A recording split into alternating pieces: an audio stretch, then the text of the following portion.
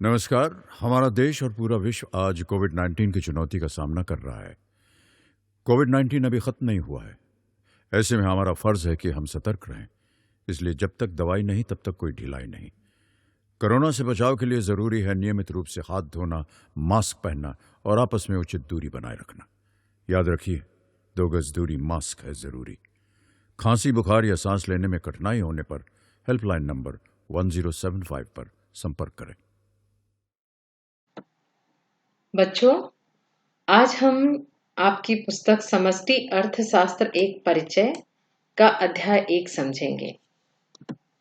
मैं ज्योति सिंगौर, शासकीय कन्या उच्चतर माध्यमिक विद्यालय व्यवहार बाग जबलपुर। बच्चों, आज हम आपका अध्याय 1 का परिचय पढ़ने वाले हैं, जिसमें हम बिंदु क्रमांक 1.2 समष्टि अर्थशास्त्र की वर्तमान पुस्तक का संदर्भ, जिसमें मुख्य रूप से हम पूंजीवादी अर्थव्यवस्था समझेंगे और अर्थव्यवस्था के क्षेत्रक भी समझेंगे। इस पाठ से संबंधित कुछ प्रश्न भी हम अंत में देखेंगे। आप अपनी पुस्तक कॉपी जरूर खोल के बैठिए। आप अपनी बुक का पृष्ठ क्रमांक 6 निकाल लीजिए, जिससे आपको समझने में आसानी होगी। अर्थव्यवस्था के प्रकार। अर्थव्यवस्था कितने प्रकार की होती है? अर्थव्यवस्था को यदि हम देखें नियंत्रण के आधार पर, तो अर्थव्यवस्था 3 प्रकार की होती है। पहली होती है पूंजीवादी अर्थव्यवस्था, दूसरी होती है समाजवादी अर्थव्यवस्था और तीसरी होती है हमारी मिश्रित अर्थव्यवस्था। पूंजीवादी अर्थव्यवस्था। पूंजी एवं पूंजीपतियों का बाजार में नियंत्रण होने के कारण पूंजीवादी अर्थव्यवस्था इसे कहा जाता है। इस पे किसका नियंत्रण होता है? पूंजी एवं पूंजीपतियों का, या इसको हम दूसरे शब्दों में कह सकते हैं, जब निजी व्यक्तियों का इस पर अधिकार होता है, पूंजीपतियों का अधिकार होता है, उसे हम क्या कहते हैं? पूंजीवादी अर्थव्यवस्था। यहाँ उत्पादन के साधनों, वितरण और विनिमय पर मुख्यतः निजी क्षेत्रों का नियंत्रण होता है। किसका नियंत्रण होता है? निजी क्षेत्रों का। पूंजीवादी अर्थव्यवस्था का मुख्य उद्देश्य क्या होता है? अधिकतम लाभ कमाना। इनका उद्देश्य क्या होता है? अधिकतम लाभ कमाना। अमेरिका, ब्रिटेन, फ्रांस की अर्थव्यवस्था पूंजीवादी अर्थव्यवस्था है। दूसरा है हमारा समाजवादी अर्थव्यवस्था। नाम से ही समझ में आ रहा है, जिसमें महत्व किसका अधिक होगा? समाज का। पूंजीवादी में किसका अधिक महत्व होगा? पूंजी का। पूंजीवादी मतलब जहां मुख्य क्या हो? पूंजी हो। समाजवादी का मतलब है जहां पर मुख्य क्या हो? समाज हो। समाजवादी अर्थव्यवस्था में समस्त आर्थिक गतिविधियों का संचालन एवं नियंत्रण किसके द्वारा किया जाता है? सरकार के द्वारा। यहाँ मुख्य कौन होता है? सरकार। इस अर्थव्यवस्था में उत्पादन के साधनों पर, वितरण, विनिमय पर सार्वजनिक या सरकार का स्वामित्व होता है। यह मालिक कौन होता है? सरकार होता है। सभी निर्णय आर्थिक कौन लेती है? सरकार लेती है। इसमें सरकार का इसमें जो मुख्य उद्देश्य है वो लोगों का कल्याण करना है। जबकि यहाँ हम क्या देख रहे थे? यहाँ का मुख्य उद्देश्य क्या था? लाभ कमाना। और समाजवादी अर्थव्यवस्था का मुख्य उद्देश्य क्या है? कल्याण करना। तीसरा है हमारा मिश्रित अर्थव्यवस्था।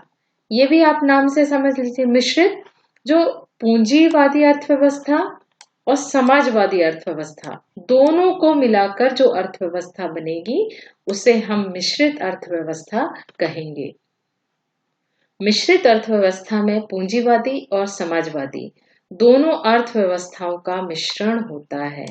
इसमें पूंजीवादी भी होते हैं, के गुण भी होते हैं और समाजवादी के भी गुण होते हैं। इन दोनों को मिलाकर जो अर्थव्यवस्था बनती है उसे हम क्या कहेंगे? मिश्रित अर्थव्यवस्था।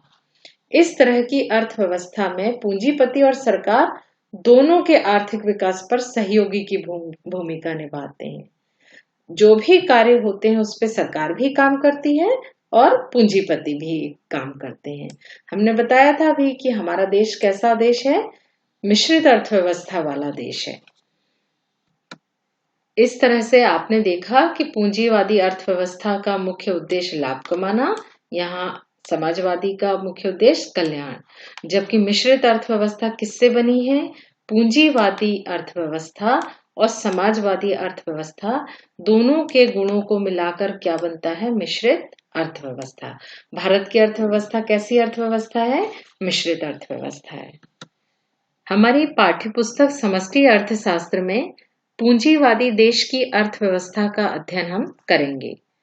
पूंजीवादी अर्थव्यवस्था में उत्पादन के साधनों को समझाने के लिए मैंने चित्रों का उपयोग किया है। पूंजीवादी देश में उत्पादन मुख्य रूप से उद्यमी के द्वारा किया जाता है। जो भी उत्पादन होता है किसके द्वारा किया जाता है? उद्यमियों के द्वारा। उद्यम चलाने के लिए उद्यमी को पूंजी की आवश्यकता होती है। आप कोई भी उद्योग स्थापित करोगे तो आपको सबसे पहले किसकी आवश्यकता होगी? पूंजी की। तो ये उद्यमी के पास स्वयं की पूंजी भी हो सकती है या ये पूंजी को उधार या लोन भी ले सकता है। उत्पादन के लिए इसको भूमि की आवश्यकता होगी, कच्चा माल एवं श्रम की आवश्यकता होगी।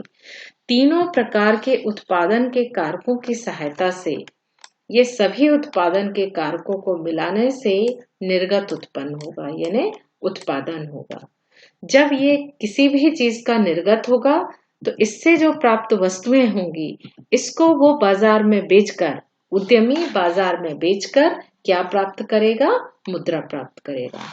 इसको आप कठिनाई से मत समझिए, इसको आप ये समझ लीजिए कि आपका एक छोटा सा खिलौना बनाने का उद्योग है। उद्यमी की जगह आप स्वयं को रख लीजिए। आपको यदि खिलौने बनाने का फैक्ट्री उद्योग स्थापित करना है तो आपको क्या जरूरत पड़ेगा? पैसे की जरूरत होगी, जमीन की जरूरत होगी जहां आप उद्योग लगा सकें। आपको भूमि की आवश्यकता, श्रम की आवश्यकता, मजदूरों की आवश्यकता होगी, कच्चे माल की आवश्यकता होगी। फिर जब आपका उद्योग स्थापित हो जाएगा तो आपके उद्योग से खिलौनों का निर्माण शुरू हो जाएगा और जब आप इसको बेचेंगे तो आपको क्या प्राप्त होगा? मुद्रा प्राप्त होगा। क्या प्राप्त होगा? मुद्रा। मुद्रा को ही अर्थशास्त्र में क्या कहा जाता है? संप्राप्ति। इसको यहाँ पे क्या शब्द दिया गया है? संप्राप्ति। अब आप ये बताइए कि आप यदि उद्यमी हैं, ये खिलौने बेचने के बाद जितनी मुद्रा प्राप्त हुई, क्या ये सब कुछ आप रख लेंगे कि आप उत्पत्ति के साधनों में भी बांटेंगे? निश्चित है कि आपको उनको मजदूरी तो देना पड़ेगा। आपने किसी की जमीन ली है तो या दुकान किराए पे ली है तो आपको उसका किराया देना पड़ेगा।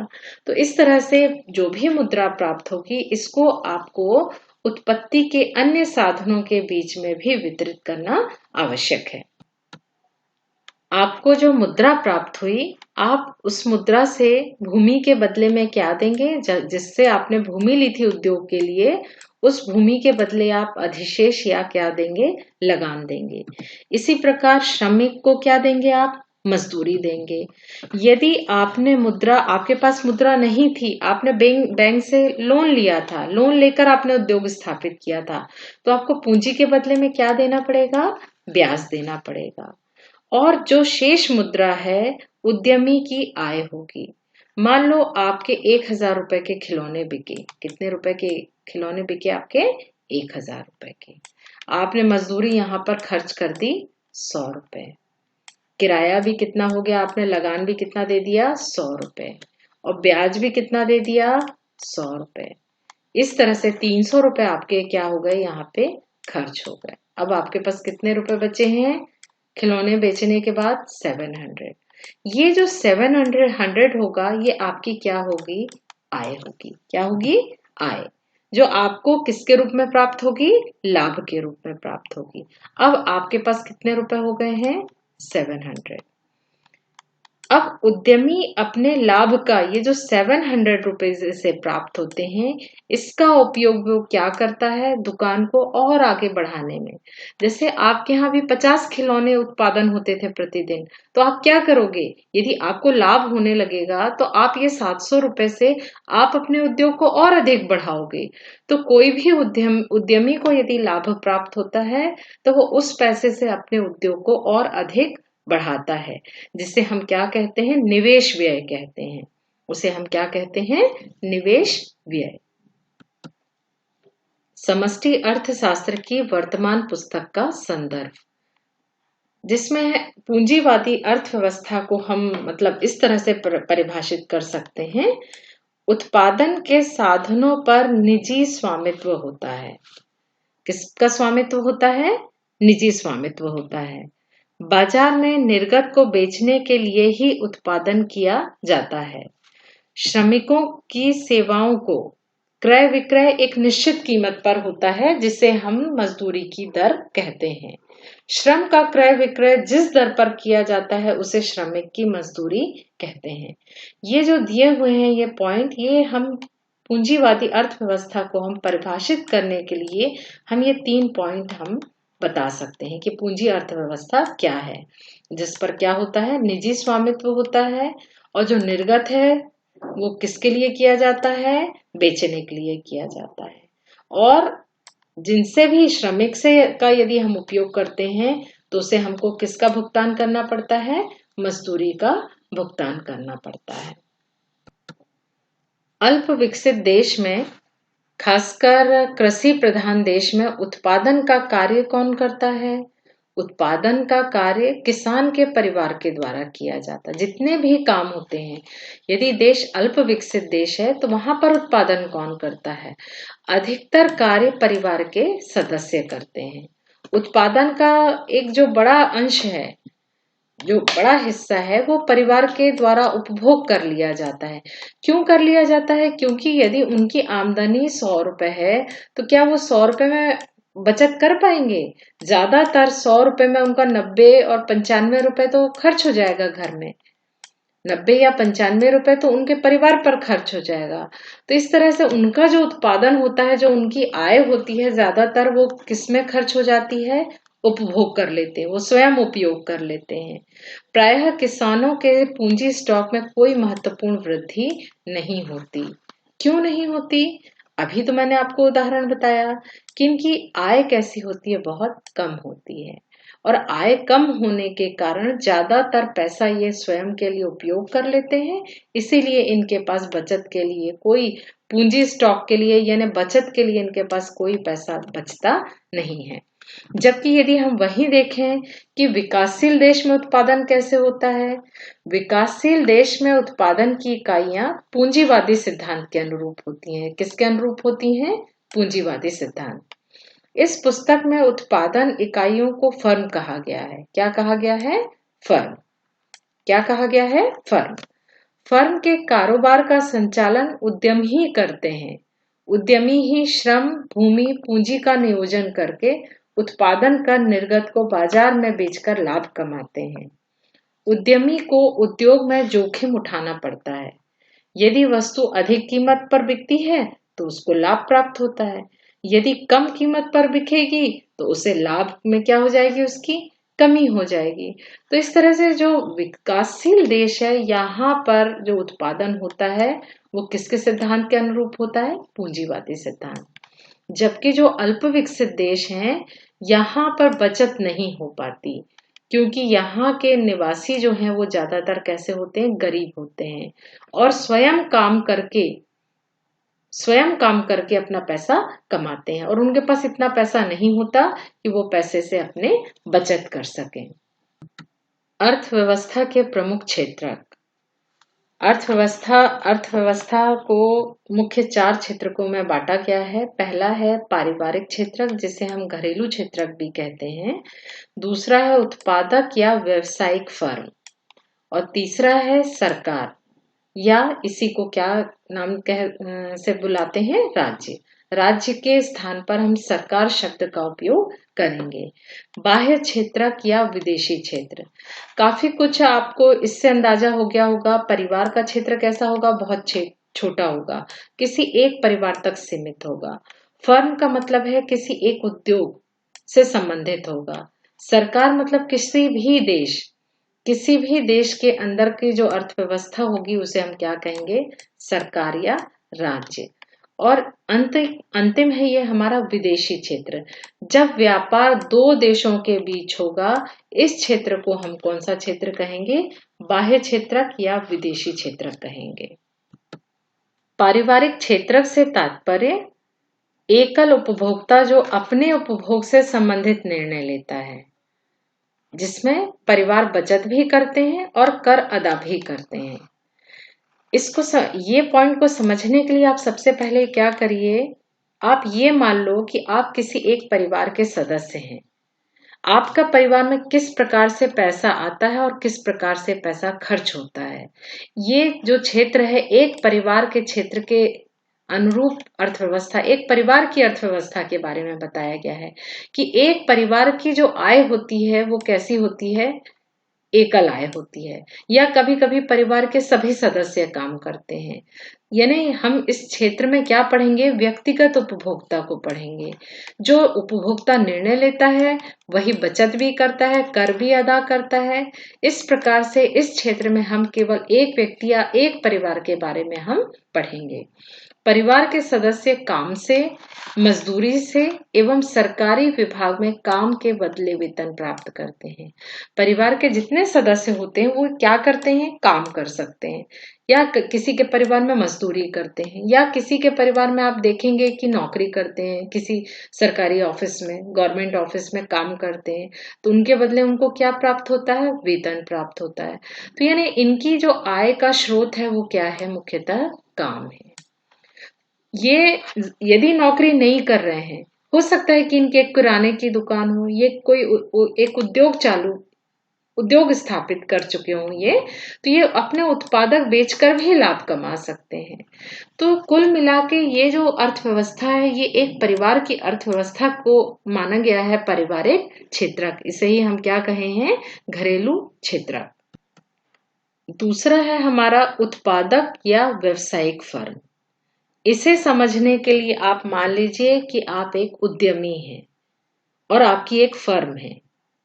तब आप क्या क्या करेंगे। यदि आपकी एक फर्म है तो फर्म एक व्यवसायिक इकाई है जिसका कार्य उत्पादन के साधनों को मिलाना और वस्तुओं और सेवाओं का उत्पादन करना।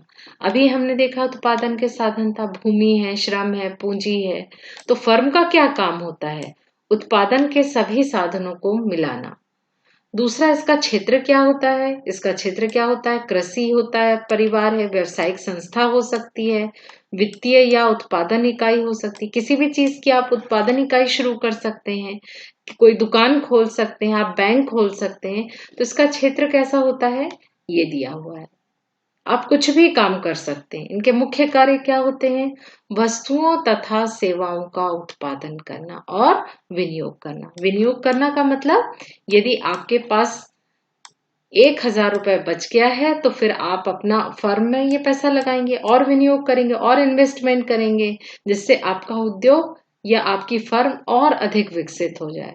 तो इस तरह से जो मुख्य कार्य है, ये क्या कार्य है, वस्तुओं और सेवाओं का उत्पादन करना। विकसित एवं विकासशील दोनों प्रकार के देशों में पूंजीवादी क्षेत्र के अलावा राज्य में एक संस्था होती है जिसे हम सुविधा के लिए सरकार शब्द का प्रयोग किया गया है। निजी पूंजीवादी क्षेत्र के अलावा और राज्य में एक संस्था और होती है। कौन होती है वो, सरकार। इसको तो आप भी जानते हैं, हर देश में सरकार है, हमारे भारत में भी एक सरकार है। वो क्या क्या काम करती है, सरकार की क्या भूमिका होती है, हमारे देश के जितने कानून बनाना है उसे लागू कराना है। लागू कैसे कराना है, अभी आपने देखा कि दिल्ली में कोरोना में मास्क ना पहनने वालों से कितना जुर्माना वसूलना है, 2,000 रुपए। ये कानून किसने बनाया, दिल्ली सरकार ने बनाया। और लागू किसके माध्यम से कराया, पुलिस वालों के माध्यम से। वो देखेंगे कि यदि किसी व्यक्ति ने मास्क नहीं लगाया तो उनसे कितना रुपए जुर्माना लेना है, 2,000 रुपए। और न्याय दिलाने का काम भी कौन करती है, सरकार। सरकार के कार्य, सरकार के कौन कौन से कार्य हैं, कर लगाती है, आधारभूत संरचना का निर्माण करती है। आधारभूत संरचना किसे कहते हैं, सड़क है, बिजली है, पानी है, इन सब की व्यवस्था। संचार के साधन है, ट्रेन है, बसें हैं। इस तरह से संचार के साधन का निर्माण करना। स्कूल है, कॉलेज है, शिक्षा पर खर्च करना। स्वास्थ्य सेवाएं मतलब हॉस्पिटल खोलना, ग्रामीण क्षेत्रों पर भी स्वास्थ्य की सुविधाएं बढ़ाना। तो इस तरह से कहने का मतलब है, सरकार की भी जो भूमिका होती है, सरकार का भी जो क्षेत्र होता है वो बहुत अधिक बड़ा होता है और महत्वपूर्ण कार्य होता है। इस प्रकार से अभी हमने देखा कि एक पारिवारिक क्षेत्रक था, दूसरा फर्म था और तीसरा कौन सा है हमारा सरकार या राज्य। अंतिम है हमारा बाह्य क्षेत्रक।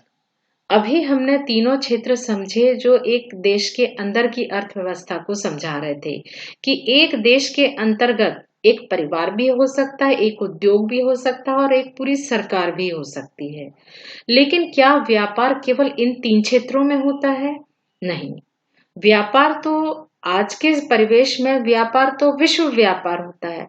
अब देश में कोई सीमा नहीं है कि कोई भी वस्तु हम किसी भी देश में भेज सकते हैं और वहां की वस्तुओं का हम उपभोग कर सकते हैं। विश्व के सभी देशों में आजकल बाह्य व्यापार होने लगा है। बाह्य व्यापार जिसे हम क्या कहेंगे, विदेशी क्षेत्र भी कहेंगे। ये बाह्य क्षेत्र ये चौथा महत्वपूर्ण हमारा क्षेत्र है।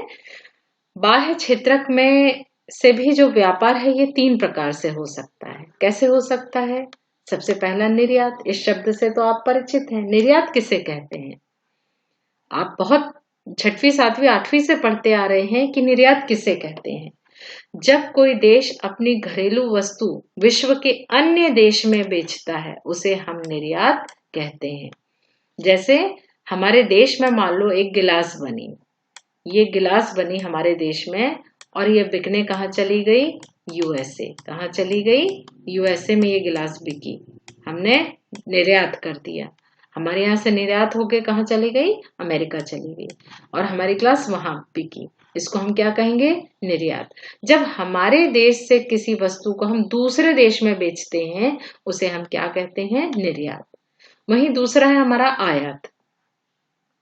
जब कोई देश विश्व के अन्य देशों से वस्तुएं खरीदता है तो उसे हम आयात कहते हैं।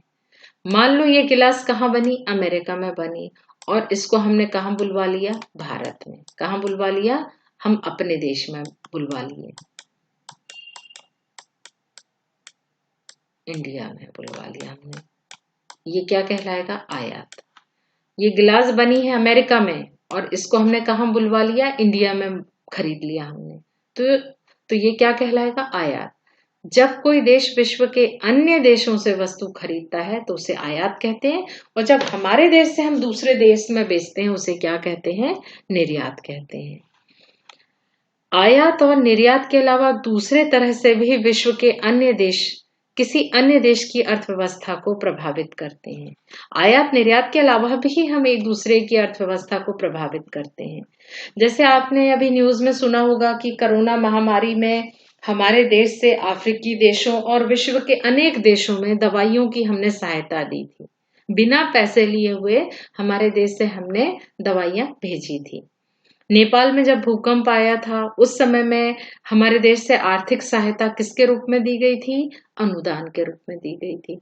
तो इस तरह से अब जो विश्व व्यापार का क्षेत्र है वो बहुत बढ़ गया है और उस बहुत अलग अलग तरीके से भी हम दूसरे देशों की सहायता करते हैं और उनसे सहायता भी प्राप्त करते हैं। तीसरा है हमारा विदेशी पूंजी। किसी देश की अर्थव्यवस्था में विदेशी पूंजी का प्रवाह हो सकता है अथवा कोई देश विदेश में भी पूंजी का निर्यात कर सकता है। विदेशी पूंजी आपने हमेशा सुना होगा न्यूज में कि हमारे देश में अभी मेट्रो ये बुलेट ट्रेन चलने वाली है। वो किसकी तकनीक से? जापान के सहयोग से चलने वाली है।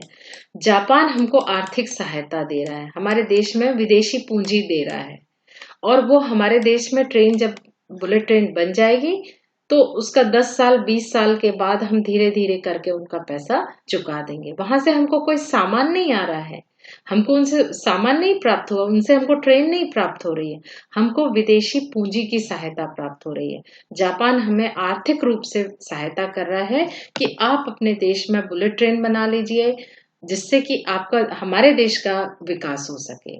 तो हम भविष्य में उनकी पूंजी को धीरे धीरे करके ब्याज सहित वापस कर देंगे। तो विदेशी व्यापार जो होता है केवल आयात और निर्यात नहीं होता बल्कि हम इसको पूंजी के रूप में भी आयात भी कर सकते हैं और निर्यात भी कर सकते हैं। अब हम महत्वपूर्ण वस्तुनिष्ठ प्रश्न देखेंगे। हमारे पुस्तक का प्रश्न क्रमांक 2, पूंजीवादी अर्थव्यवस्था की महत्वपूर्ण विशेषता क्या है? और तीसरा प्रश्न भी हम समझेंगे।